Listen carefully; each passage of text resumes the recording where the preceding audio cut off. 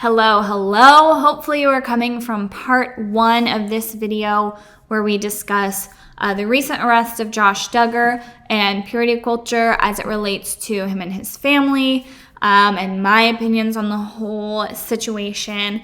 I didn't anticipate making this into 2 videos. In this video, we're just going to kind of jump right back into where we were at the last one. But this is going to be more so discussing purity culture at large in our society and the impact that it has on young people. I hope you enjoy. I've already filmed it, so I'm just going to kind of let it play. I just didn't want to upload like a 40-minute video. I will just add in quickly a trigger warning. I think there's still some mentions of Josh Duggar in here. So again, and if this is just something that that you don't want to hear about, just click off the video. No hard feelings whatsoever. But if you do, go ahead and just stay tuned and we'll get right into it. Purity culture is a Christian environment that is fueled by the belief that sex should be saved for marriage. Initially, to see the glass half full, I think that the concept had really good, well-meaning roots.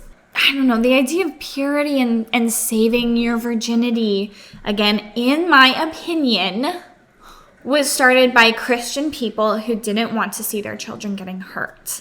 However, intention does not trump the real-life consequences of pushing those beliefs. Currently, purity culture looks like a lot of stuff, but one thing that a lot of Christians will be very familiar with is object exercises.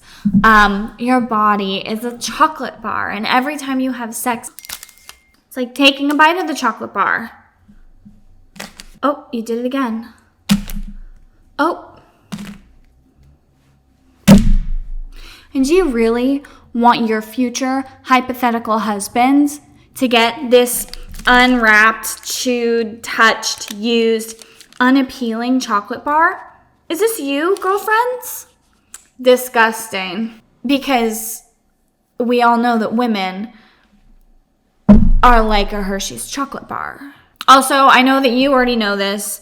Husband and wife, cisgender, heterosexual, is usually the only option in evangelical churches, especially the ones where purity culture is being ingrained into young people. Those are not my beliefs, but I will be using husband and wife in that context because it's just way easier to keep talking. Your girl, when she has sex before marriage, grody, your husband will only get like half. Sorry. I think half is a good deal because all those other guys only got like one piece, you know? But then what happens after you have sex 6 times with your husband? You disappear. Stop, Emily. Of course, talking about, object exercises, it's interesting to note that all of these object exercises are usually aimed towards women, as are most of the teachings of purity culture. This sets up a really damaging, toxic mindset. Women are being taught that they are dirty, unwanted, and shameful if they have sex outside of marriage, and they're taught that their value inherently is in their chastity. And young girls internalize that message, for better or for worse. And then on the other end of that, men are taught the same thing, but the outcome of those teachings are different for those different audiences. For women, they're taught how to behave, how to dress, how to avoid promiscuity, and basically they're taught to police themselves to theoretically stay pure, to avoid being put in compromising positions, to avoid being taken advantage of, to help save themselves for a potential future husband. And I say potential because lesbians exist. On the other end, though, men are taught to judge women based on their perceived promiscuity. Men are taught to judge women based on the way that they dress, who or how many people they've dated, how they act, and even how their bodies naturally develop. And I mean, if you look at the double standard with like swimsuits at church camp, Girls can't wear bikinis, short shorts, crop tops, spaghetti straps. Do you know what else that sounds like? School dress codes. And then that brings about the chilling realization that from a very young age, girls are forced to consider the impact that their actions will have on men. Boys will stare at me if I wear a bikini at church camp. Men might try and take advantage of me if I wear this short skirt. If I wear a spaghetti strap top, one of my teachers might tell me that my body is distracting in front of everyone.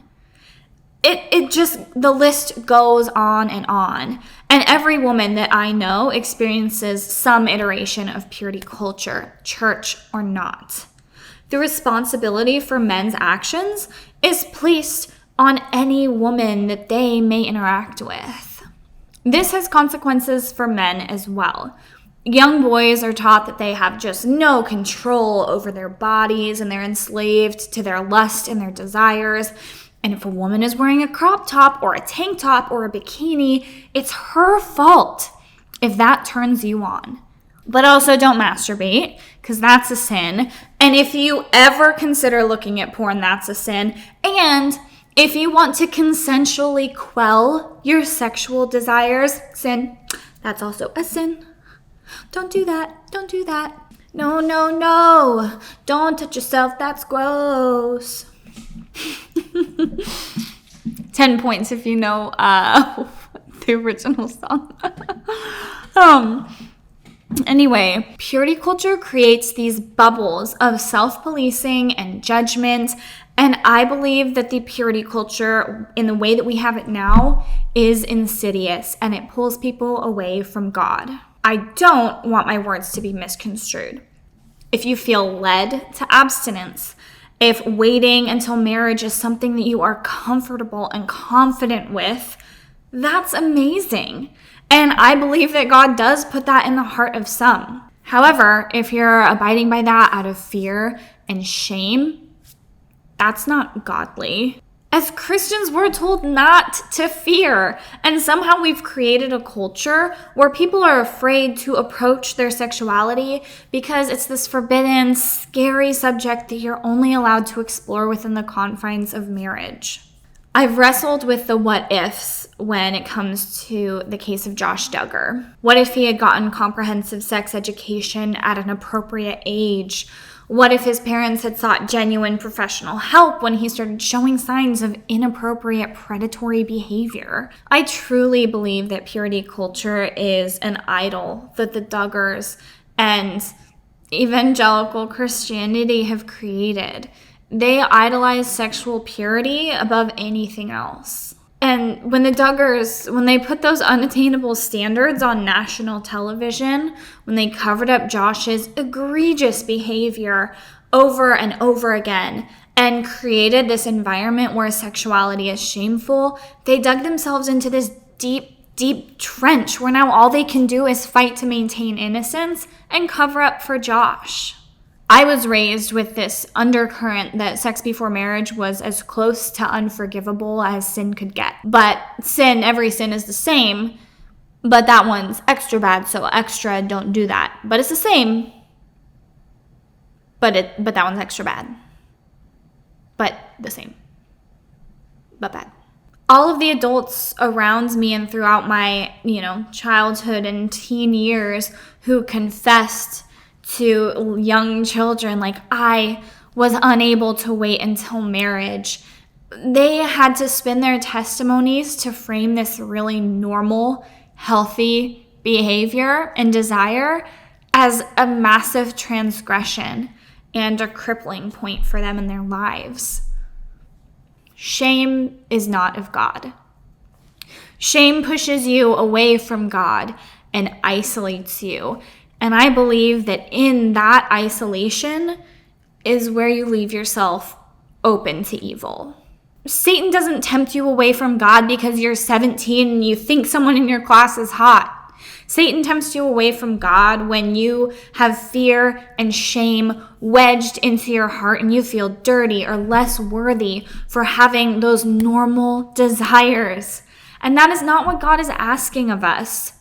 You think he's got the fucking time to care if you have consensual sex. There's awful things happening. I ask you to be polite if you decide to engage in the comments. I will leave them on because I want to hear from you.